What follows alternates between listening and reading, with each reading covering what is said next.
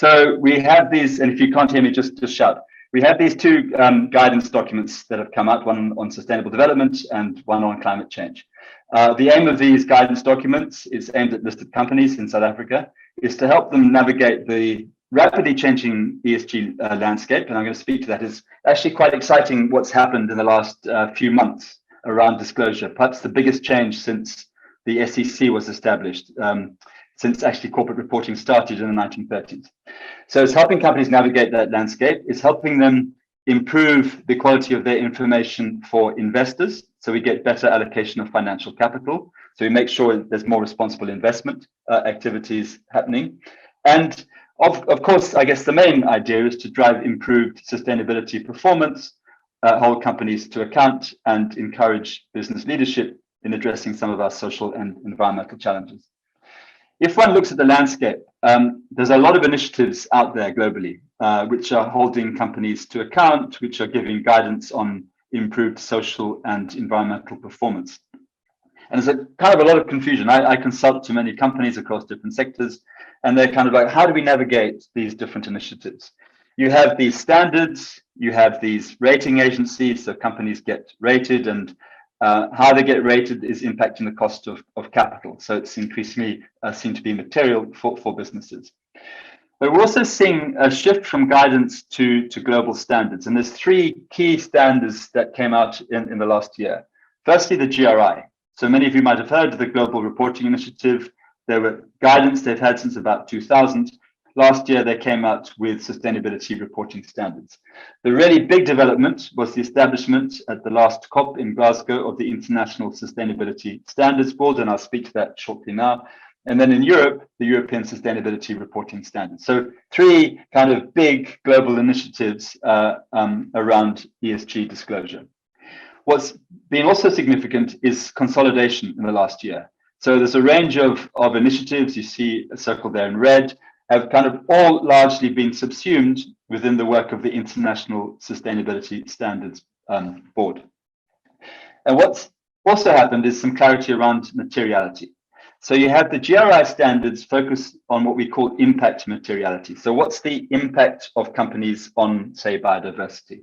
So does it have a material impact on biodiversity? You have the ISSB, International Sustainability Standards Board, focuses on the extent to which societal issues impact the organization. So what's the impact of biodiversity loss on the company? So that's called financial materiality. And that's obviously of interest to investors who are putting capital inside companies. And then you have the European Sustainability Reporting Standards, which seek to do both. They want companies to report on their impact on society and the environment, and the extent to which society and the environment impact the organization. So one of the biggest changes we saw was late last year was the establishment of the International Sustainability Standards Board. And I think this is really significant. They put out two prototypes and then more recently two documents for comment. And what this is going to do is to formalize disclosure on sustainability issues, very much along the lines of what we've had for financial accounting. So as many of you will know, you have the IFRS accounting standards. Well, very shortly, we'll have the IFRS sustainability disclosure standards. And these are clear standards looking to inform investment decisions globally. So that's kind of, I think, a pretty profound shift in global disclosure activities. What happened in March is they launched their two exposure drafts, one on sustainability and one on climate-related financial disclosures. And what we've done with the JSE guidance is to make sure that we are aligned and built on with these. What's also been interesting is the agreement between the IFRS and the Global Reporting Initiative. So one that looks on financial materiality and one that looks on impact materiality. Then in April, and this is how dynamic this space is, we had the draft European Sustainability Reporting Standards published. So the global landscape around disclosure and accountability on big business is changing dramatically. We sought in this guidance to navigate all of these different standards, and so to give companies really useful guidance on how to manage their impacts and how to disclose it. So very briefly, just to unpack double materiality. All organizations have an impact on society and the environment, and many of them have an impact, a material impact on biodiversity. It's what we call the inside out. Often, these environmental or social issues will also impact on the organization. That's what we call financial materiality. There's different ways of disclosing what you're doing. Depends on who the audience is. So typically, investors want to know what is going to impact on the organization over time. And so there are the standards that you have from the IFRS, the TCFD, and others. What you have, the GRI is your impacts on the environment and society. As I mentioned earlier, the European sustainability reporting standards cover both, and so does this JSE disclosure guidance.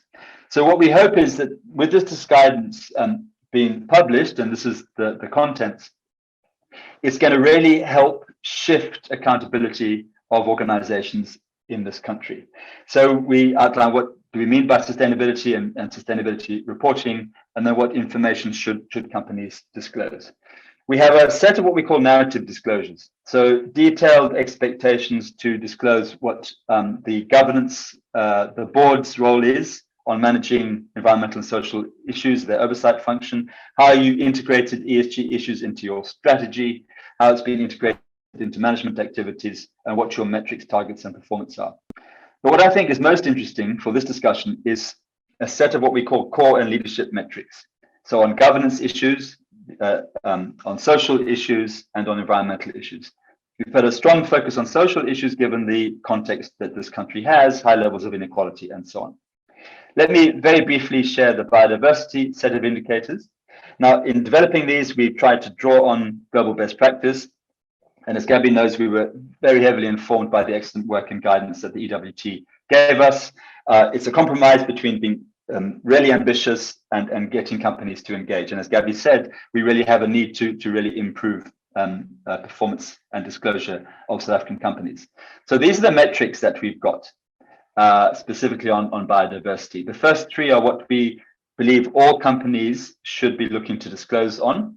So I'll leave you to have a chance to read through these. It's looking at the number and areas of sites owned or adjacent to key biodiversity areas, the area of land used for production of basic plant, animal, or mineral commodities. So this is where there's likely to be a higher impact. The level of capital expenditure deployed towards managing this. And then some more indicators which you can have a look at. So this is what we tried to do as a sufficiently high level to improve disclosure to hold companies to account on biodiversity. For each of these, we've given the unit, and we've tried to show that there's other global references and standards that they draw on, the GRI and the European Sustainability Reporting Standards, and why is there a rationale why companies should be encouraged to disclose on these. In addition, we have the climate disclosure guidance, which focuses specifically on climate. The expectation is we might have one soon. The JSE, well, hopefully might develop one similarly on biodiversity, which would go into a higher level of detail. Some closing reflections, and I kind of echo what you said, Gabby. In my experience working with many companies, biodiversity hasn't had a sufficient focus. They've looked at climate change and other issues, but biodiversity is, I don't think, is sufficiently appreciated. And I think it reflects a different understanding of sustainability. And for many, and I've just come from a company now, they kind of get a sense, well, if we're doing ESG, we should just do climate change. And we really need to address that issue. I don't think there's a sufficient understanding of the scale of the risk. I mean, most of us here, I'm sure, environmental scientists, or most of you, you're kind of probably slightly worried about the extent of biodiversity. I don't think that's necessarily sufficiently appreciated. I don't think many companies understand the commercial opportunities here.